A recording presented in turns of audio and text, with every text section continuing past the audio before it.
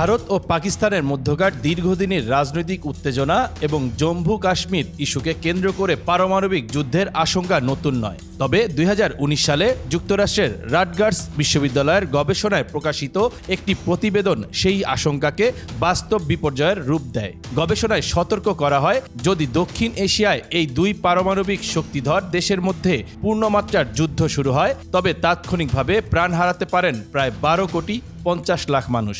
এই সংখ্যা দ্বিতীয় বিশ্বযুদ্ধের সময়কার সামগ্রিক প্রাণহানির তুলনায়ও বেশি। গবেষকরা আশঙ্কা প্রকাশ করেন, মাত্র এক সপ্তাহের মধ্যে এই বিপুল সংখ্যক মানুষের মৃত্যু হতে পারে।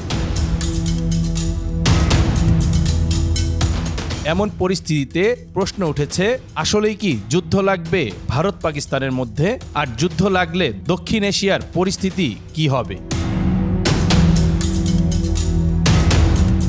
গবেষণায় আরও বলা হয়, যুদ্ধের প্রাথমিক আঘাতের বাইরেও এর পরিণতি হবে দীর্ঘমেয়াদী এবং বৈশ্বিক। পারমাণবিক বিস্ফোরণ থেকে সৃষ্ট আগুন ও ধোঁয়া পৃথিবীর বায়ুমণ্ডলে ছড়িয়ে পড়বে, যা সূর্যের আলোকে বাধাগ্রস্ত করবে এবং পারমাণবিক শীত নামক একটি পরিস্থিতির সৃষ্টি করবে।